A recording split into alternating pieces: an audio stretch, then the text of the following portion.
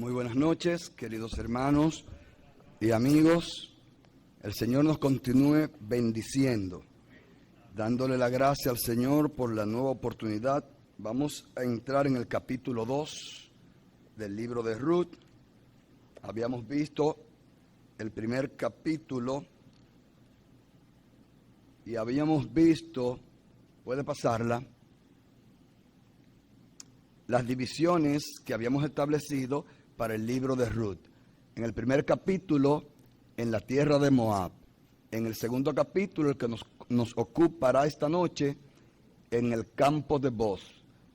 En el tercer capítulo, Dios mediante, en la era de Boz. Y en el último y cuarto capítulo, en el corazón y el hogar de Boz. Continúa.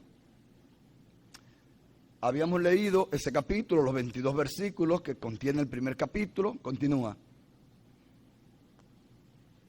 Habíamos visto el contexto en el que se desenvolvió esta historia. Primero ocurre durante el período más oscuro de Israel, época de los jueces, y podemos leer en Jueces capítulo 17, versículo 6, y capítulo 21, versículo 25, que dice que no había rey en Israel, y todos hacían lo que bien les parecía. Y en ese contexto entonces se comienza a desarrollar esta historia.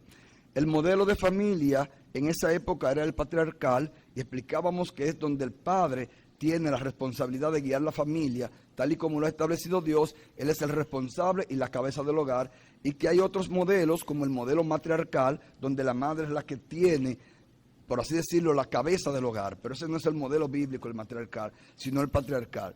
También habíamos visto, dentro del contexto, que hubo hambre en la tierra que causó la migración de esta familia.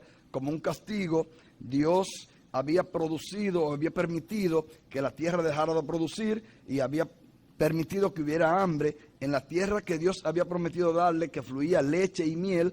Entonces, por castigo, porque todo el mundo hacía lo que bien le parecía, lejos de la voluntad de Dios, entonces Dios los había castigado con el objeto y el propósito de que se humillaran, pidieran perdón, para Dios entonces darle la abundancia del pan.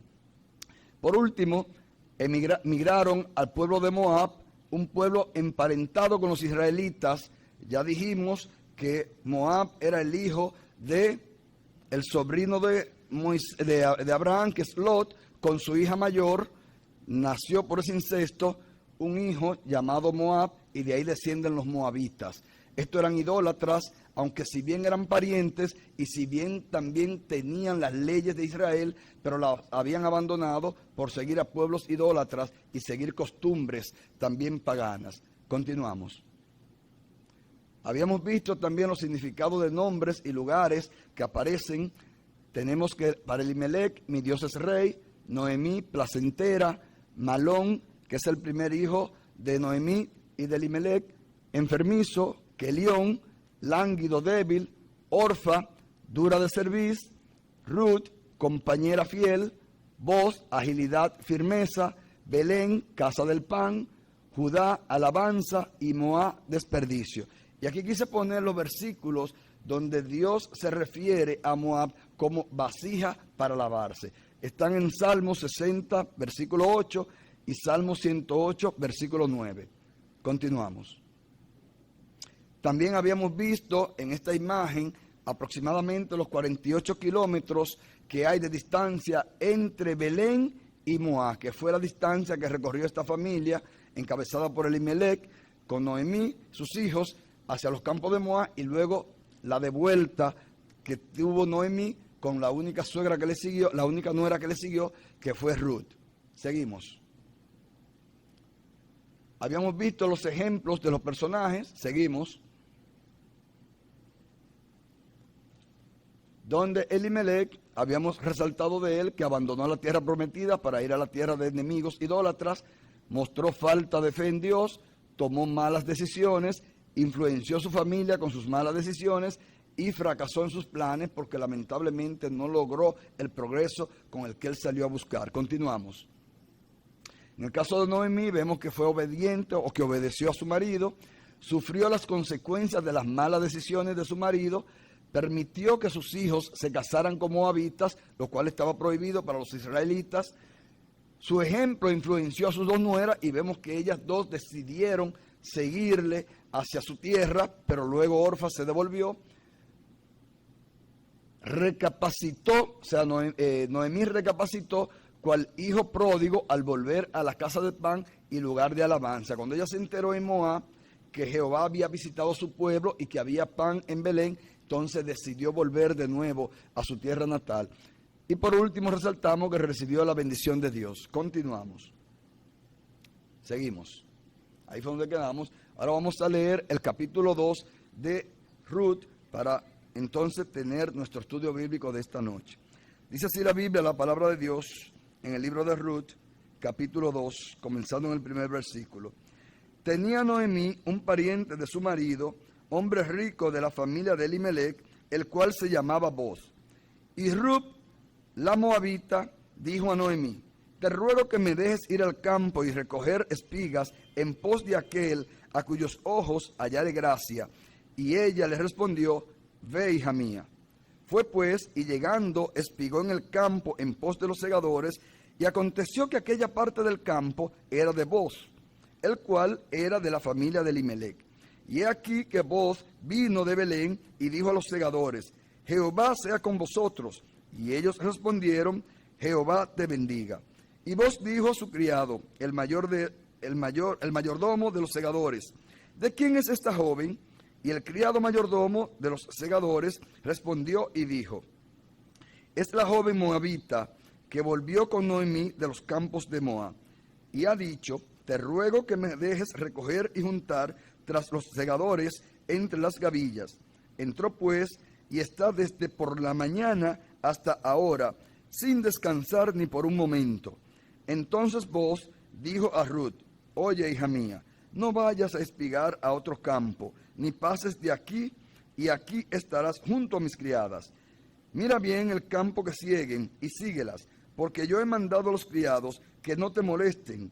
Y cuando tengas sed, ve a las vasijas y bebe del agua que sacan los criados.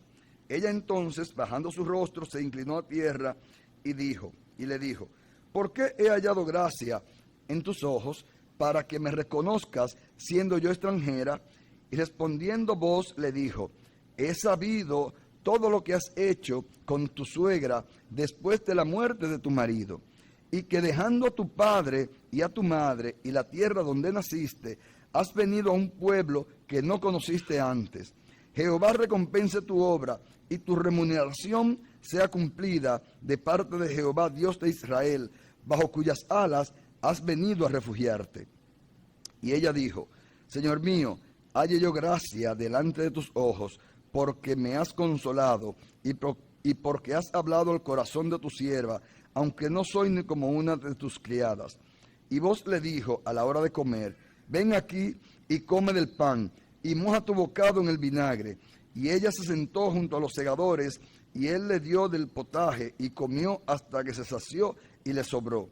Luego se levantó para espigar, y Boz mandó a sus criados, diciendo: que recoja también espiga entre las gavillas, y no la avergoncéis, y dejaréis también caer para ella algo de los manojos, y los dejaréis para que lo recoja, y no la reprendáis.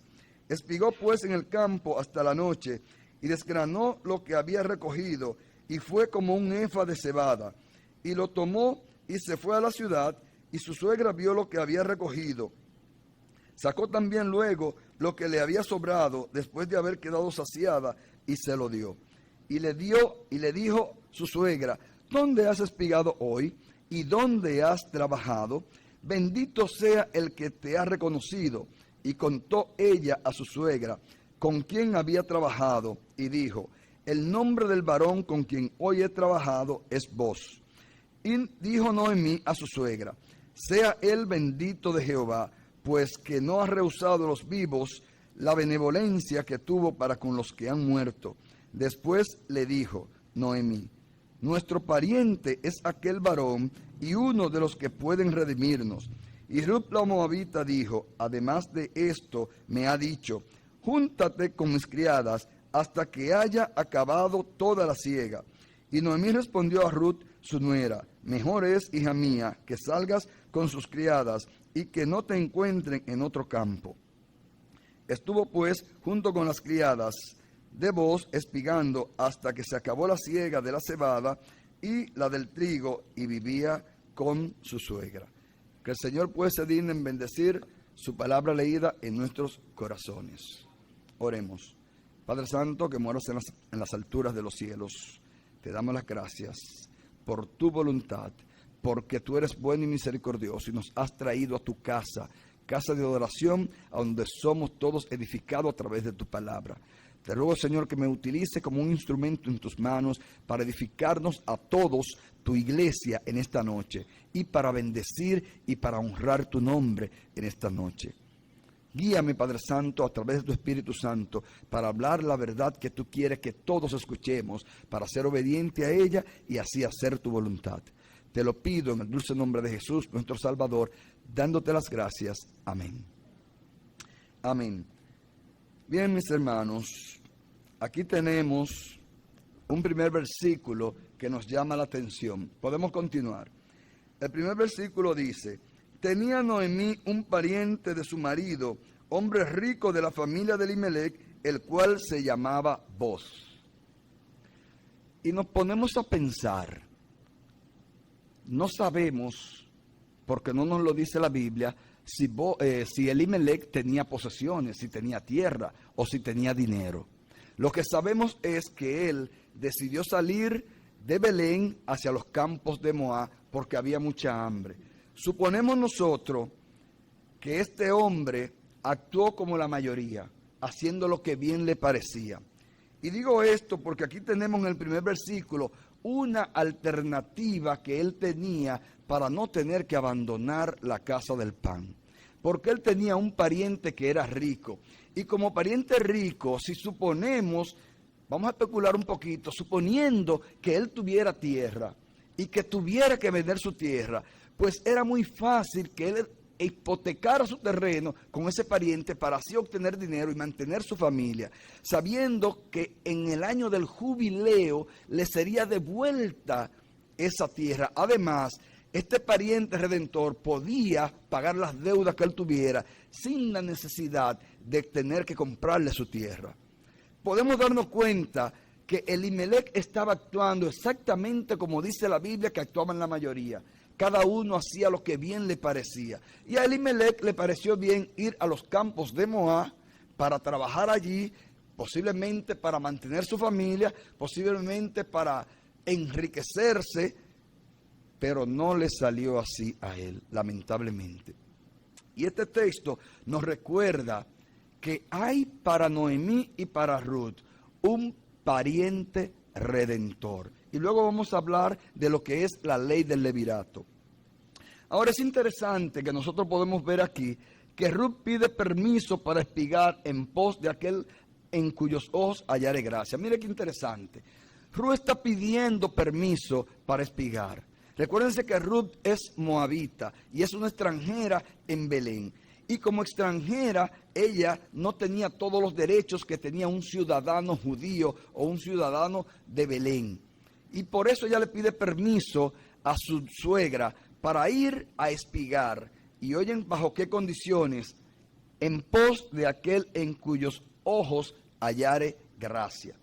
¿Por qué ella pide esto?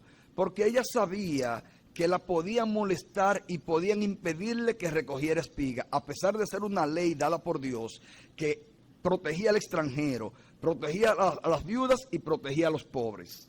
Luego después vamos a ver esa ley. Luego dice Ruth en el versículo 2, y Ruth la moabita le dijo a Noemí: te ruego que me dejes ir al campo y recogeré espigas en pos de aquel cuyos ojos hallare gracia. Y ella respondió: ve, hija mía. Vemos que el permiso se le concede a ella. Podemos leer acerca de esa ley de la siega en Deuteronomio, yendo un poquito atrás, en el capítulo 24. Vamos a leer los versículos 19 al 22. Dice así la Biblia, la palabra de Dios. Deuteronomio, no es 24, es 25. 24, 19 al 22, correcto. 19:22 dice: cuando ciegues tu mies en tu campo y olvides alguna gavilla en el campo, no volverás para recogerla. Será para el extranjero, para el huérfano y para la viuda, para que te bendiga Jehová tu Dios en toda tu obra. Versículo 20. Cuando sacudas tus olivos, no recorrerás las ramas que hayas dejado tras ti. Será para el extranjero, para el huérfano y para la viuda. Cuando vendimes tu viña, no rebuscarás tras ti. Será para el extranjero, para el huérfano y para la viuda. Y acuérdate que fuiste siervo en la tierra de Egipto, por tanto yo te mando que hagas esto. Nos damos cuenta que Dios protegía al extranjero, protegía a las viudas y también protegía al huérfano o al pobre, a la persona que no tenía recursos también. Nos damos cuenta que esta era una ley que los judíos estaban obligados a cumplir, si no entonces venía castigo para ellos. La bendición del sembrado no les iba a llegar. Por eso esta muchacha, en condición de viuda, en condición de extranjera y también en condición de pobre, que las reúne las tres, tenía derecho a espigar. Pero pide permiso y es interesante. Eso nos habla de la humildad de esta muchacha. Versículo 3 dice: fue pues, y llegando espigó en el campo en pos de los segadores, y aconteció que aquella parte del campo era de Booz, el cual era de la familia de Elimelec. Esta muchacha no fue por casualidad, sino dirigida por el Espíritu Santo. En el plan que Dios tiene para esta familia, la dirige precisamente al campo de Booz, al campo del pariente rico redentor, que es el que va a redimir a esta familia, levantarle un nombre y levantarle una descendencia y devolverle las propiedades que habían perdido. Versículo 4 dice: y aquí que Booz vino de Belén y dijo a los segadores: Jehová sea con vosotros. Y ellos respondieron: Jehová te bendiga. Esto nos habla del carácter de Booz. Booz era un hombre rico, era un hombre hacendado, era un jefe porque tenía siervos, tenía mayordomos a su servicio. Y la forma como este hombre saluda a sus empleados es digno de imitar por todos aquellos que tenemos empleados bajo nuestro mando. Él le dice: Jehová sea con vosotros. Desear que Jehová sea con ellos es una de las mayores bendiciones que un jefe puede desearle a su subalterno. Porque le está deseando todo, que Jehová sea con vosotros, le está dando el mayor de los premios. Está deseando hasta vida eterna para esa persona. Y es la forma como Booz saluda a sus criados. Y podemos ver que había una buena relación entre el patrón y los siervos, entre Booz y sus empleados, porque ellos le responden de la manera, no dicen ellos: aquí viene este a molestar, ahora viene este a supervisar, y ahora tiene uno que fajarse a trabajar porque ya está ahí, tenemos que poner. No, no es eso lo que ellos responden. ¿Cómo responden ellos? Jehová te bendiga. Y es interesante la expresión, porque si Dios no bendice a Booz, ellos no tuvieran empleo. Si Dios no bendice a Booz, ellos estuvieran espigando en otro campo. Y realmente desearle a Dios que bendiga a su jefe es también desear que es parte de esa bendición recaiga sobre ellos mismos. Se sentían bien trabajando con Booz. Booz era un hombre bondadoso, un hombre amoroso, un hombre que le gustaba ayudar al pobre y al prójimo. Era un hombre que usaba su riqueza tal y como Dios había diseñado que el rico la usara, para ayudar a los necesitados. Con tu riqueza suple la necesidad de tu familia y la necesidad de todo aquel que Dios te ponga a tu alcance. Ese es el propósito de la riqueza. Las riquezas no son para acumularla y para echar competencia de quién más tiene riquezas acumuladas, como hace el mundo. No es para eso. La riqueza la da Dios a excelentes administradores para que mantengan su familia y mantengan a los prójimos o al prójimo, a todo el que Dios le ponga en su camino. Ese es el propósito de la riqueza y vemos que Booz cumplía con eso. Luego Booz, un hombre observador que se dio cuenta de quienes estaban espigando, pregunta, y Booz dijo a su criado, el mayordomo de los segadores: ¿de quién es esta joven? Y esa expresión que está traducida aquí también pudo haberse traducido, o es correcto traducirla, ¿a qué familia pertenece esta joven? Porque es alguien que él no estaba acostumbrado a ver, es alguien nueva en su campo. Y él se interesa en saber quién es esta muchacha.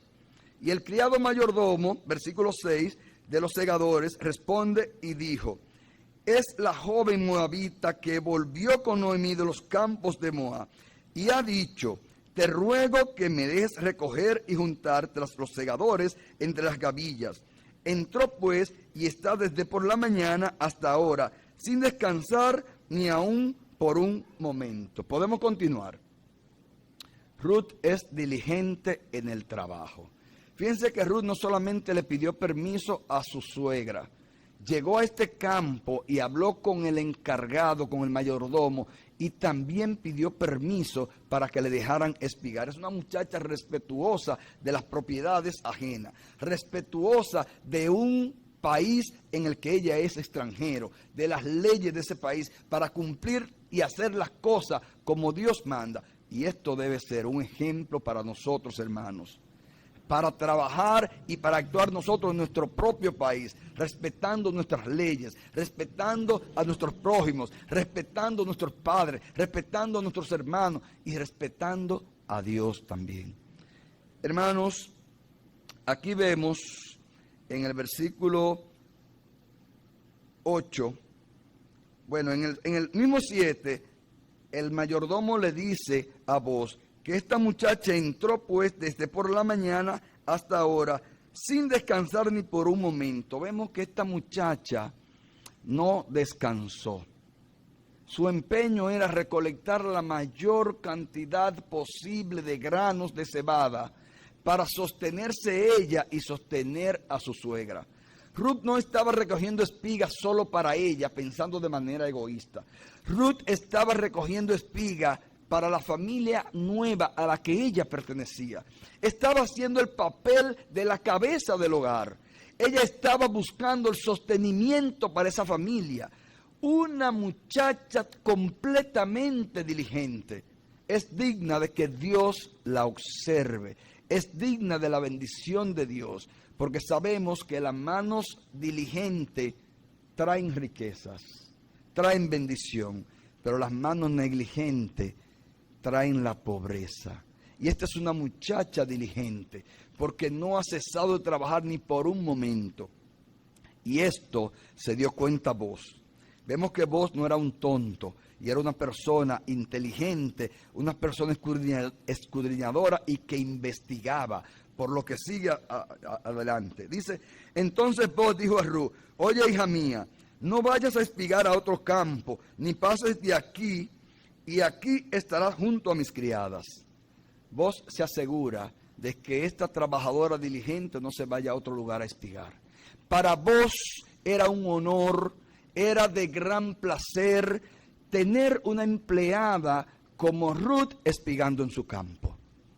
Así eran los espigadores en el campo de Booz, gente diligente. Y se sumó una nueva muchacha diligente. Y déjenme decirle que aproximadamente esta muchacha tendría, creo que lo dije la otra vez, alrededor de 30, 40 años. Y Booz a lo mejor alrededor de algunos 70, por entre 60 y 80 años aproximadamente. Era un hombre maduro ya, un hombre ya mayor de edad. Sin embargo, este hombre, desde que vio a esta muchacha, quedó cautivada, no solamente por lo diligente en su trabajo. Parece ser que esta era una muchacha elegante, una muchacha buena moza. Seguimos leyendo versículo 9.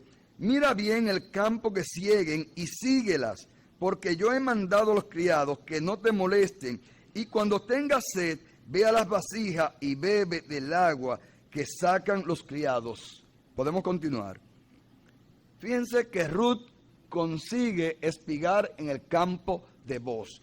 Pero no solamente eso, sino que ella consigue ciertos privilegios.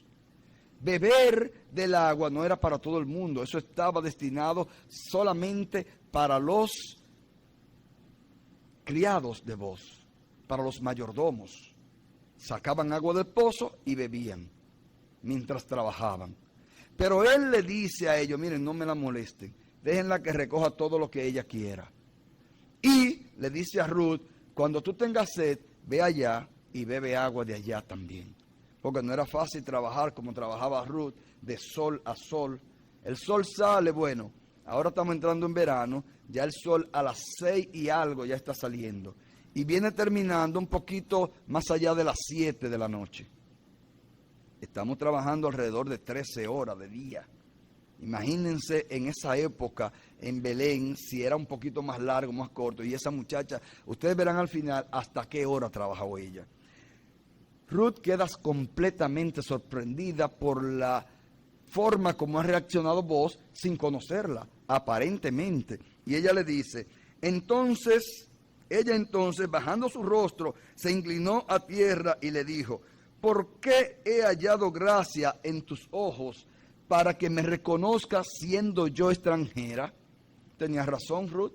Ella no conocía el dueño del campo porque era extranjera y estaba espigando en un campo al que le dieron permiso. Y ella se pregunta, yo siendo extranjera, que no tengo los derechos de un judío, ¿por qué yo he hallado gracia ante tus ojos? Ruth realmente no lo sabe. Ella ignora completamente que ha sido incluida dentro del plan de Dios. El hecho de hallar gracia ante los ojos de Boaz es parte del plan de Dios, pero ella no lo sabe. Ella lo ignora completamente. Y para ella es sorprendente que el dueño de aquellas tierras le dé a ella tantos privilegios, siendo ella una extranjera, cuando los privilegios debió dársele primero a los judíos que estaban espigando allí. Sin embargo, podemos darnos cuenta por la respuesta de Boaz que era un hombre diligente y que había investigado acerca de esa muchacha que había regresado con Noemí. Versículo 11 dice, y respondiendo a Boaz le dijo, he sabido todo lo que has hecho con tu suegra después de la muerte de tu marido, y que dejando a tu padre, a tu madre y a la tierra donde naciste, has venido a un pueblo que no conociste antes. Qué interesante. Boaz preguntó quién era esa muchacha, su mayordomo, pero ya él había investigado. Cuando él se da cuenta que esa es la misma muchacha que regresó con Noemí, comenzó a trabajar inmediatamente para bendecir esa familia.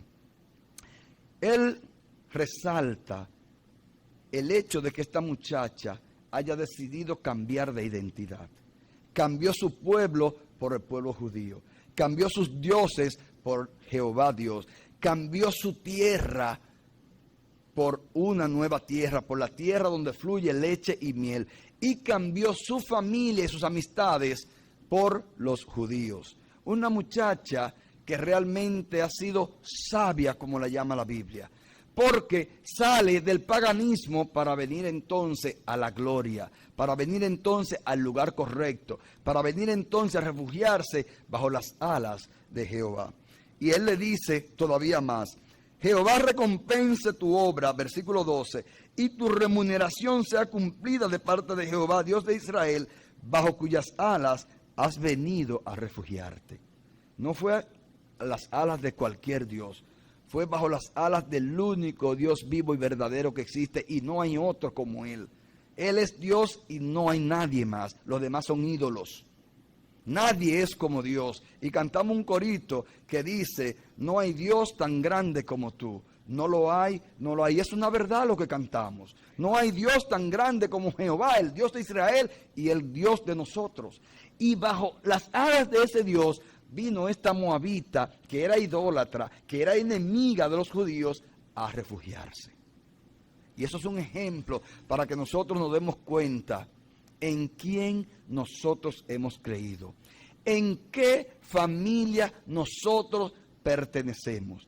Dice la Biblia que a todos los que le recibieron, a los que creen en su nombre, les dio el derecho de ser hijos de Dios, los cuales no son engendrados ni de voluntad de carne, ni de voluntad de sangre, sino de Dios. Eso somos nosotros. A Él sea la gloria. No lo merecemos. Dice el apóstol Pablo que nosotros somos salvos por gracia. por medio de la fe. Y esto no de vosotros, pues es don de Dios, no por obras para que nadie se gloríe. Somos salvos, que no merecemos la salvación, por gracia, un don inmerecido, por medio de la fe, porque si no confiamos en el sacrificio de Cristo, no se puede producir en nosotros la regeneración que ha producido la sangre de Cristo. Y a Él tenemos que darle las gracias por el privilegio que nos sacó de las tinieblas a su luz admirable. Asimismo ha hecho con esta moabita, la ha sacado de las tinieblas para traerla a su luz admirable. Versículo 13 dice: y ella dijo: Señor mío, halle yo gracia delante de tus ojos, porque me has consolado y porque has hablado al corazón de tu sierva, aunque no soy ni como una de tus criadas. Ella no se da cuenta que hace rato halló gracia, no solamente ante los ojos de vos, sino ante los ojos de quien halló ella gracia. Amén. Ante los ojos de Dios, ante los ojos de Jehová. Y es una muchacha tan humilde, una muchacha con un corazón muy parecido al de Cristo, que ella dice que no es ni como una de sus criadas. Ella se coloca en la justa posición que le correspondía a un extranjero. Y la Biblia dice que nosotros no debemos tener más concepto de sí que el que debemos tener. Debemos aprender a colocarnos en la justa medida y posición que nos corresponde. La Biblia dice que debemos someternos los unos a los otros, de tal modo que yo no soy mayor que mi hermano, ni mi hermano es mayor que yo.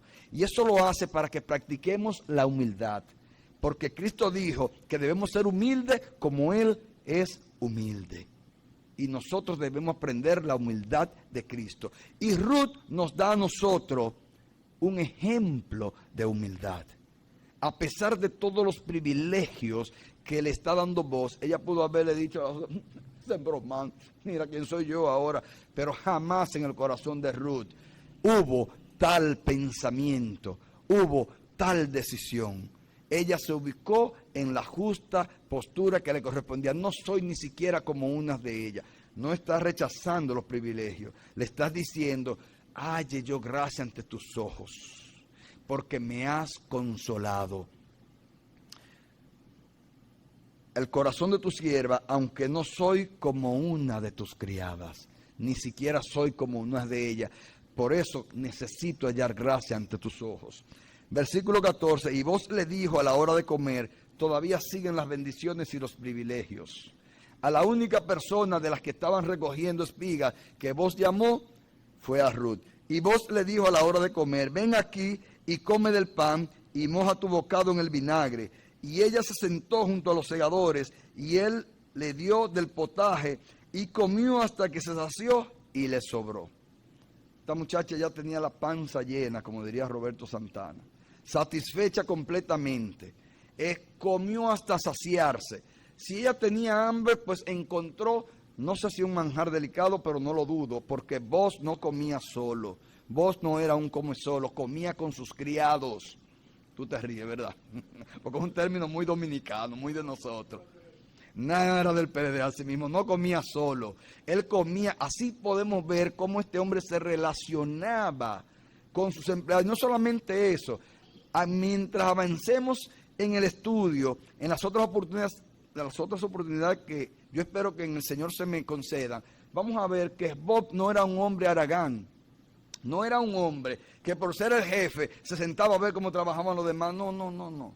Él dejaba que sus siervos trabajaban y después trabajaba él también. Y eso lo vamos a ver más adelante, aunque no en este capítulo, pero en los capítulos siguientes, si usted quiere puede ir leyendo en su casa para que se dé cuenta.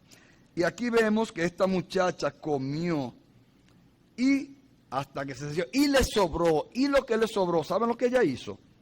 Ella no lo botó, ella lo guardó. Y después vamos a ver con qué objetivo ella guardó lo que le sobró.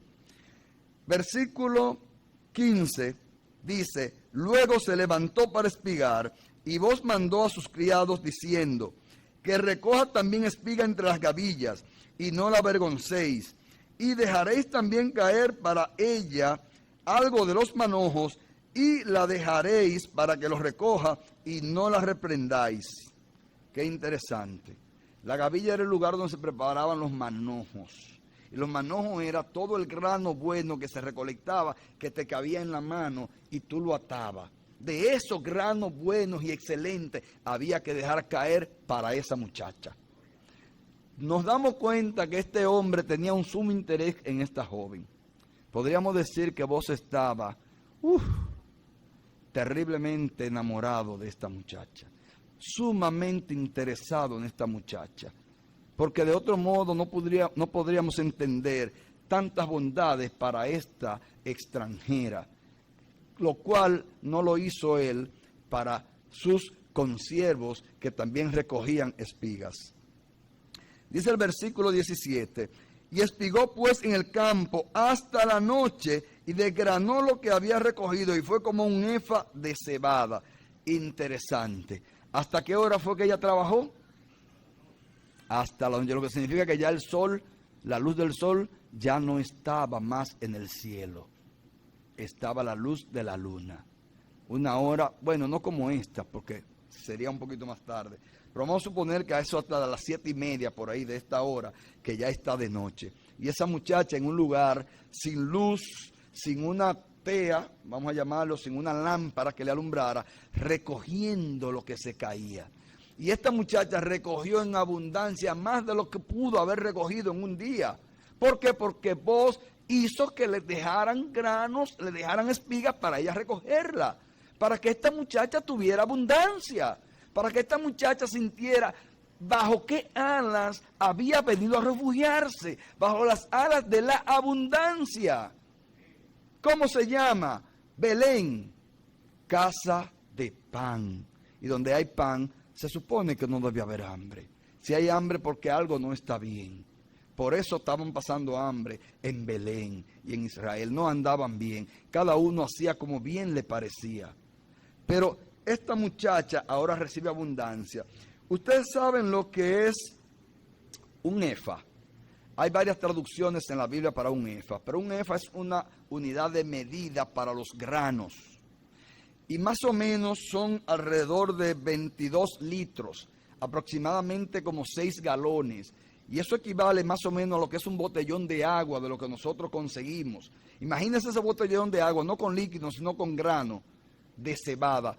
Y no traje la imagen, aunque la busqué y se me olvidó ponerla, para que ustedes vean el grano de cebada, lo pequeño que es. Bueno, ¿ustedes han visto la lenteja?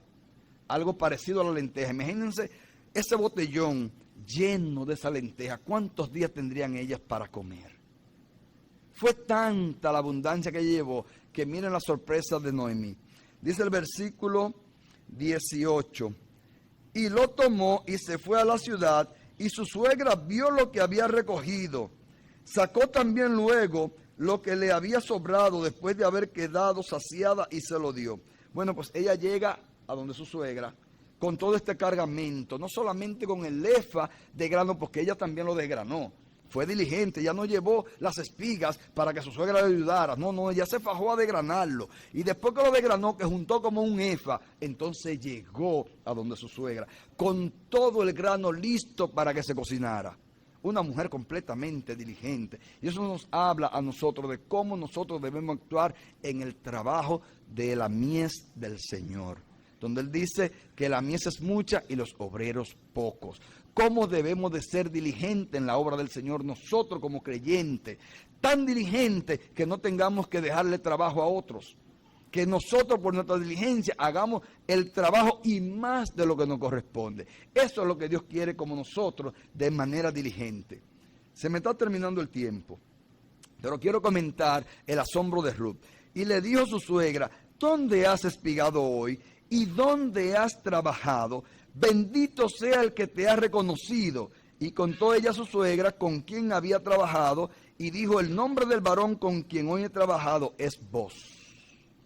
Miren, Noemí se quedó asombrada por la cantidad de comida que esta muchacha llevó. No era natural que se recogiera tanta cantidad de grano.